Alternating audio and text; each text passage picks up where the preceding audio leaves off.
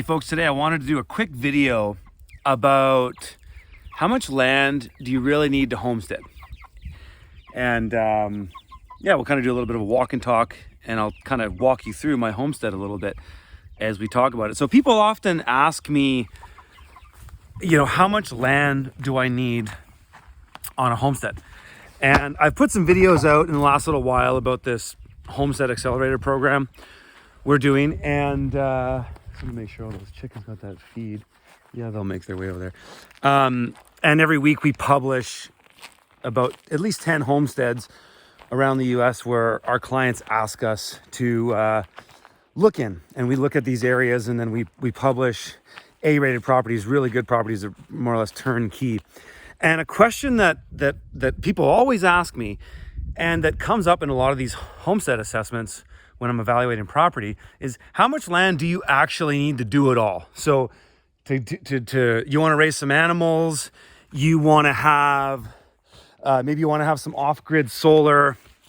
Obviously, you need to have a house. You might want to have some greenhouses.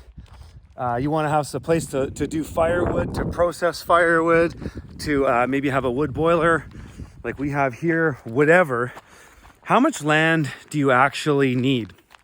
And in this video, at the end of me talking, I'm going to plunk in another property that we evaluated. We're kind of streaming these out a little bit just to kind of show you guys what we do. This is in Eastern Texas, and it's under 10 acres. And it's on land like mine that's really has a lot of topography and is it's not just flat and open. You need to have quite a bit more land because you can't use it all in one spot. And so that's kind of my challenge on this property, is that we have interesting topography. I don't have just a flat area. But this property I'm going to show you at the end of this has a lot of usable land. And so normally I would say something under 10 acres isn't that great. I prefer 20, 40, 50, 60 acres, and then have an area where most of your infrastructure is. So how much land do you need? Before we show this in the video, I'm going to talk about this a little bit. There's a really old book I would highly suggest checking out. And I reference it a lot. I don't even remember the author's name, but it totally changed, it kind of got me started a long time ago. It's called 5 Acres and Independence. And it's kind of this, I think it was written in the 60s. It's these kind of hippies they worked in New York City, and then they fled to the country and had to kind of figure it all out. And the book is somewhat dated, even with homesteading stuff, because there's a lot of cool technology and appropriate technology that's around today that really helps with homesteading. But needless to say, the book, 5 Acres and Independence, it talks about really what you need to do it all, to have all the stuff that you want. You want to have the greenhouses, you want to have probably at least a half-acre vegetable garden or annual garden. You probably want to have half-acre dedicated to fruit and nut trees. You want to have a pond. You might want to have multiple greenhouses. Of course, you want to have your house. Maybe you even build a second house to put your retired parents in, or whatever. Imagine, what you can do on a homestead. 5 acres.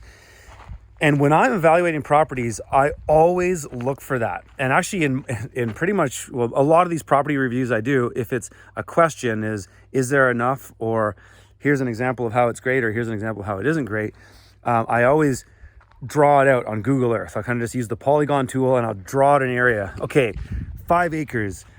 Here's the house. Here's your turnaround driveway. Your house is here. You've got a barn over here, you got a chicken coop over here, and maybe that's all that's there. And so what I often do is I sort of try to visualize where other infrastructure and fields could go. And that's a really important aspect when you look at a homestead, because it's not all going to be there when you get there. I mean, sometimes it is. And in fact, we publish some properties that's literally everything you need to go in, from the greenhouse to obviously a home to live, to infrastructure for animals, for fields for growing vegetables or annuals or perennials, whatever it is, it's all there. But most of the time, some of it's there, and you have to visualize the rest. And so when I look at a 5 acres, I kind of look at where the house is, where's the primary infrastructure already. Sometimes there's if you have a turnaround driveway, that's great. Turnaround driveways are amazing because they allow you to build infrastructure around a central area, which is efficient for travel, for just moving either on foot or loading vehicles or whatever it is you visualize that area and look at what's there and then go, okay, well, if I wanted to have, let's say there's a house and let's just say there's a house at the end of a turnaround driveway, then you might go, okay, well, I want a barn. That's close to this field over here. So I might put that barn here so that the animals can so I can access in loading things with a vehicle on one side, and then the animals can walk out on the other side into a pasture or a sequence of pastures. And then you might say, okay, well, there's this small field here that's kind of close to the house. This would be a perfect place to put our homestead garden. Or maybe I got to put a kitchen garden here because it's kind of small, but I could put a bigger homestead garden over here. And then out in this field, we can have a crop. We can have a crop farm or what have you. You kind of go through all these things, think about how they link around to each other. So how you have access to it and you circulate around it. And, ultimately just, visualizing and trying to imagine what that would look like. And is there enough land in that place to do that? Sometimes you'll see situations where there is maybe only 2 acres of cleared land in an area, and but you can see there's a treat area relatively close by, and they're wide spaced hardwood. So super easy to clear the land and take down. Whereas you might have a situation like me where you've got tightly spaced softwood, which is a lot more difficult to clear because you got to take the stumps out and in order to be able to have friable land, at least for annual agriculture, so that would be more of a difficult thing to do. But you can basically sit there and analyze, what steps would have to happen. And when I'm grading a property, that's how I am giving and assigning a number. We had that series of videos that came out in the early spring, the 14 videos about and on YouTube about this framework I use to evaluate land. And basically in each framework, we assign it a score 1 through 4. So, or 0 through 4. 0 means nothing needs to be done. Nothing needs to be changed. That thing is perfect as it is. So that could be climate, geography, socioeconomics, buildings, infrastructure, access, circulation, whatever. Could be any of those. And then 4 is just too much. So 0 is perfect. 1 is moderate. 2 is 1 is low. There's nothing to do. There's not much to do, but there's something. 2 is moderate. 3 is significant, and 4 is too much. And so all those things give you a point score at the end, which kind of decides, how does this property rate?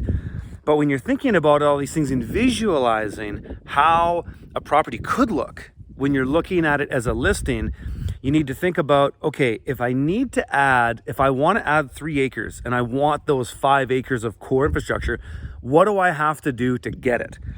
And so in my case, I had to do a lot because we have our property is somewhat diverse. There's 2 parts that are on a primary ridge, but it's a large enough property that we have 2 valleys, 2 gullies, not gullies, but 2 main water draws that come down from the higher mountain that create riparian areas, which are essentially really treed and dense areas of vegetation along a water body of some water feature, or a river, a pond, whatever.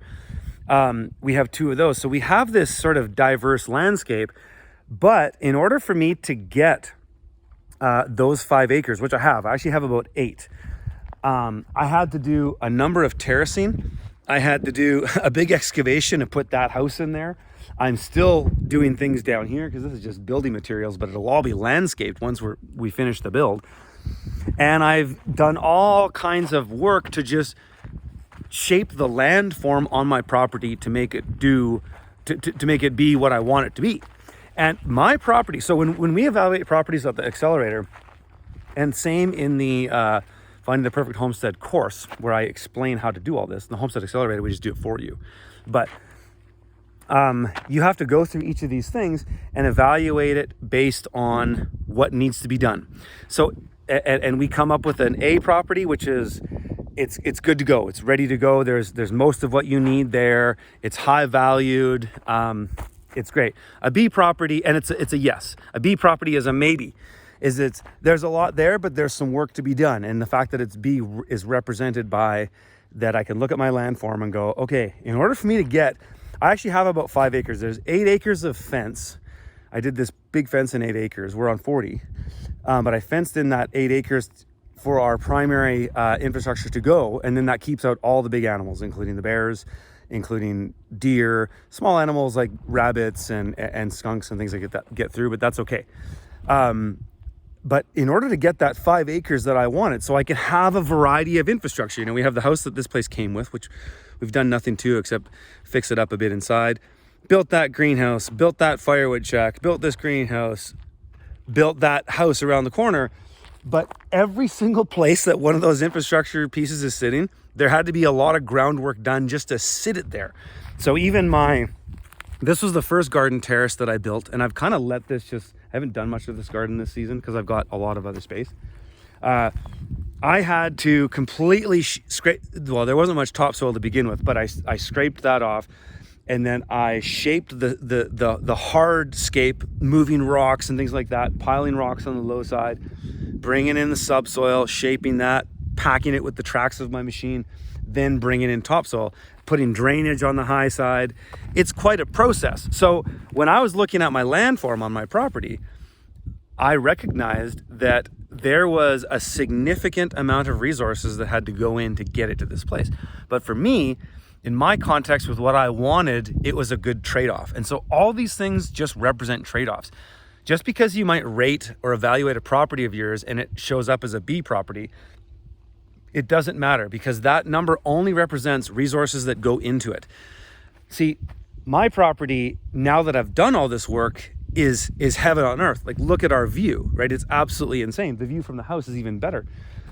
But I had to put in a lot of work to do this. And we bought this place cheap. There was nothing in BC that was in our part of BC that was even close to as cheap as this. But I had to shape the land. I had to put in a well. I had to do a ton of work on the driveway. There was just right out of the gate a lot of infrastructure things that needed to be brought in. But again, that was worth it to me because it suited my context at the time. And that's what it always comes down to, is your context. You can't sit here and look. We're going to show you properties that are all over the place. And some people say, oh, don't live there. But that's an irrelevant comment, because the people that we find properties for are requesting us to find properties in those areas. So you might not want to live in Louisiana, but the person from Louisiana wants to live in Louisiana. So whatever. You might ask me the question, and people do, are there better places to live in than others? Of course there is. I've said this in videos forever, but that's me looking at it from my context and thinking, what would be best suited for me in my life? But I don't know what your situation is, so I can't comment on that. So I might say, don't move to Wyoming. It's kind of expensive. It's a tough climate, whatever. But you might have been born in Wyoming, and you're an old school, rancher in Wyoming, and you need to stay in Wyoming. So that's your context. So you can listen to me about what I might think is better or worse, but always remember that it's just my opinion, and I can only really speak from my context. I can do my best to understand yours. And if I can, when I used to consult, that's the biggest thing in consulting, is completely understanding the context of the client so that you can tailor make a decision that makes sense for them, not you, for them. And that's partly why consulting is difficult and expensive, because it's hard to do that for people. Needless to say, that's some thoughts on kind of the homestead and 5 acres. How much do you need? How does that break down?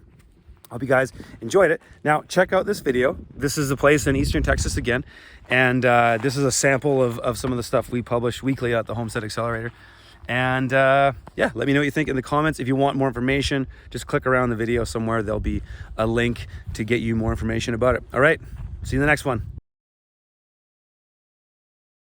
Okay, we're gonna head a little bit northeast in Texas, not too far, but I'll just zoom out a little bit and kind of show you where we are and where our last two properties were.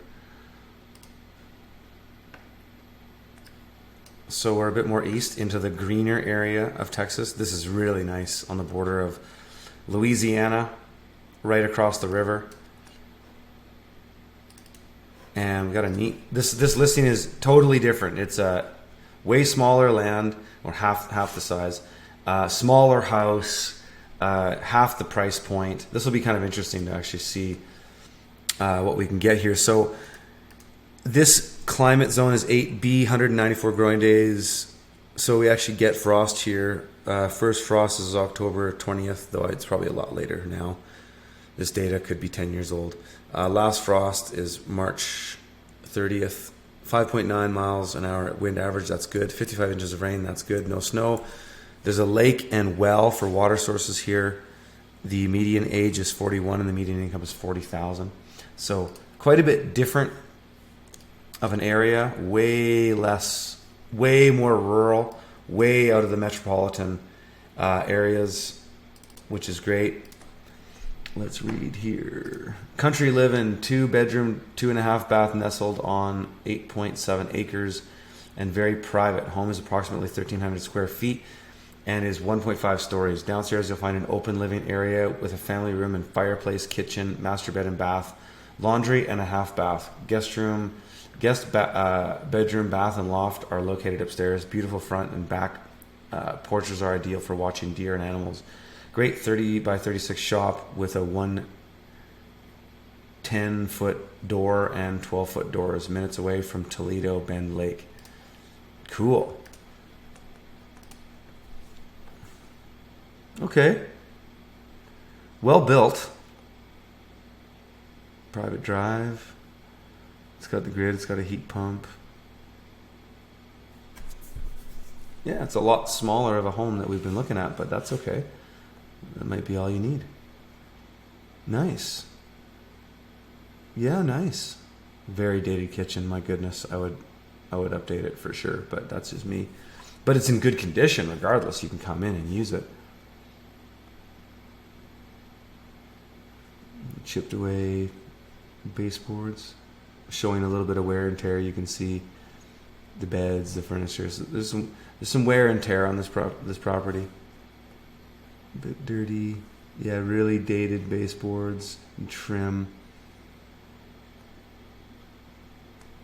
You could do a $50,000 reno in there and really make that place a lot nicer, no question.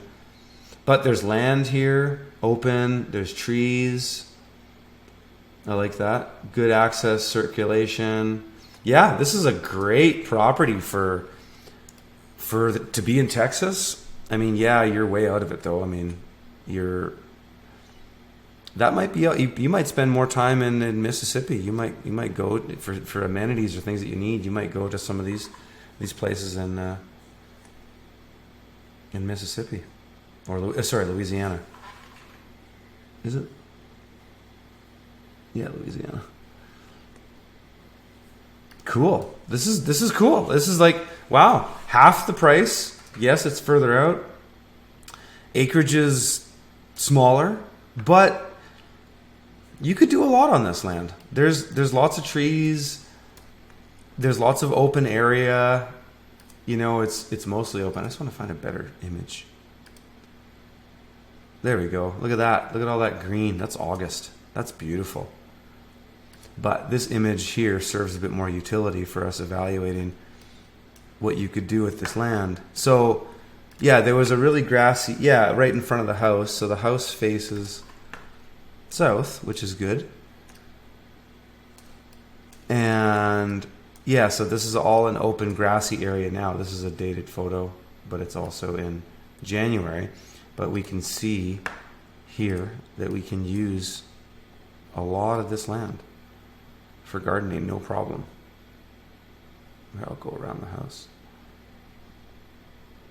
But, you know, a good amount of this land could be used for gardening or growing food or whatever. It's open, it's accessible, whether it's new infrastructure you want to put in, more infrastructure, greenhouses. what the things you need for homesteading. This property is fantastic. The access is good. There's clear circulation. There's zones of use, expandability. The fact that they put the house right in the center is good. Yeah, good neighboring properties. No ag near you at all. Just trees. Then this big river here. What river is that? Oh, it's a reservoir. Toledo Bend Reservoir. Cool. It's a giant lake. You are 62. Wow. 65. You actually can use the water of this lake. So 67 to, it's like 2 meters, which is 6 feet from the lake. Or wait, no, sorry, this lake. This is where I should be looking. 51. Okay, bit more. 10 meters, 30 feet. Yeah, if you have, you could dig a, I'm sure there already is, it says, because we have what? Lake and well. Yeah, so the well is the lake here. Depending on how deep it is. If they say it's a 30-foot well, then it's the lake. You're getting the groundwater from the lake. If it's 100 or more foot, then you might be getting groundwater. Interesting to know the water source, but this is a really cool property. I mean, it's not comparable to the last two. It's just not in the same price. It's half the price, but shit, this is really good value. I mean, even me, I look at this property and go, hey, if I was an investor, and I think if you know how to renovate and you know how to develop land or build a homestead, you could flip this property in a homestead sense. Like, I mean, a guy like me would look at this and say, hey, I could invest in this property. I could buy for $300,000 and I could sell it for $1 million in a couple of years. But just expanding the infrastructure, getting it off grid. Off grid in Texas is crucial and it looks like this guy might have some solar. Off grid in Texas is because the grid is so vulnerable there, and they've been knocking it out, all kinds of stuff. So I'd want to get it off grid, put in a greenhouse, put in some area for animals. It's very expandable because it's flat. You can just go anywhere. There's a little bit of a ridge here, which is great. They put the property up there, but you can go down into this area here and here, no problem. You can expand into this very easily. You could add a ton of value on this property. But yeah, this is great. Again, not comparable to the last. It's comparable when we go through our scales of permanence. I always kind of just mention them when we look at these, but access, circulation, wind, climate, wind, topography, wind, water, wind, zones of use, wind, good socioeconomics, very, very middle class, low density population. Great, incredible property. If you guys liked that video and you want to see more about this, or you're interested in the Homestead Accelerator, there'll be a link in this video or down below. Check it out. See you in the next one.